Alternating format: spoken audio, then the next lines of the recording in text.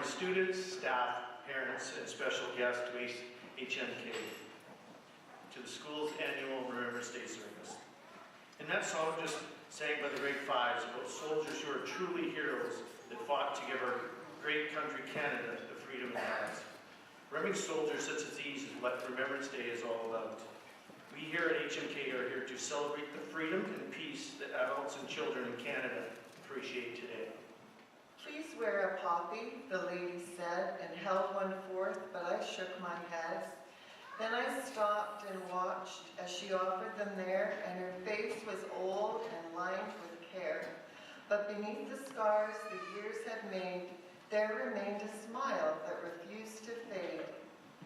A boy came whistling down the street, bouncing along on carefree feet. His smile was full of joy and fun. "Lady," he said, "may I have one?"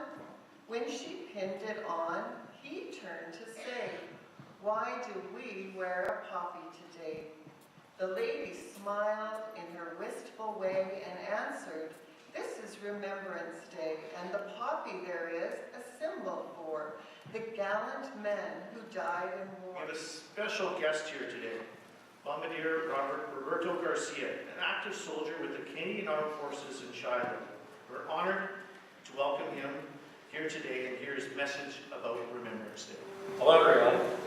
I'm happy your teachers invited me here today so we could talk about Veterans Week and Remembrance Day.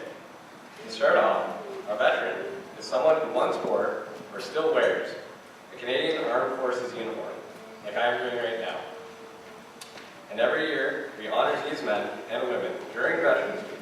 We do it by recognizing the work they did and are still doing.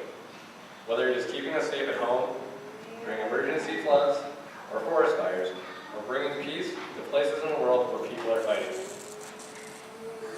On Remembrance Day, we think of the veterans who fought in the wars, some of them wounded and some of them died. We remember all of them and what they did and gave up to keep us safe. This year makes a special point to remember the men and women who served our country at a very challenging time. These Canadians fought during the final 100 days of the First World War. That happened in 1918, 100 years ago. 100 years is a very long time. Before your parents were born, even before your grandparents were born. It was so long ago that very few cars and trucks existed. People still used horses to pull wagons.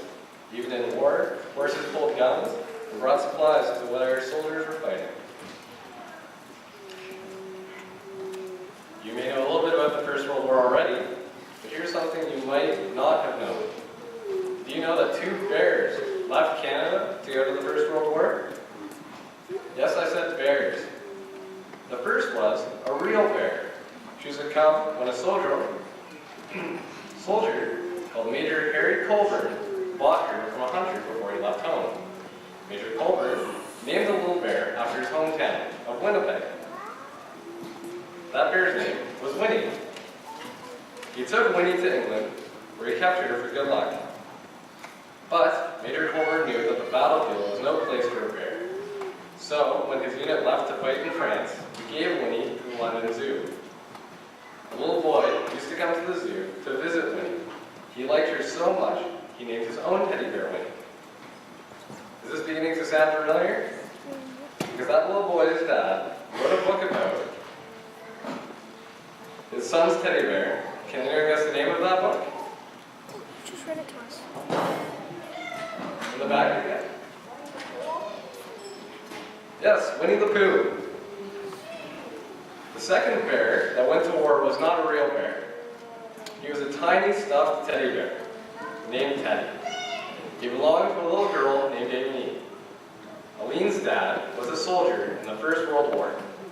When he left home, Aileen missed him very much. She knew he was facing a lot of danger, and she wanted to help protect him. So she wrapped up Teddy and sent him to the war. Aileen's dad, Lieutenant Lawrence Browning Rogers, carried Teddy in his pocket. He was a medic. His job was to bandage up soldiers that got wounded in the fighting. Sadly, he never made it home. Other soldiers sent Teddy home though. and Aileen's family put him away in a briefcase, along with some pictures and letters. There he sat for years and years. One day, Lieutenant Roger's granddaughter, Roberta, found Teddy. She thought other people should know about him. So, she gave him to the Canadian War Museum. He's still there today. Today, he reminds everyone who sees him of the brave veterans who never came home, who have families who miss them and love them for the rest of their lives. You can find a book about Teddy's story called A Bear in War. On Remembrance Day, I hope you'll think of Winnie and of Teddy too, the brave little bear that went to war in a soldier's pocket. I also hope that when you see men and women in uniform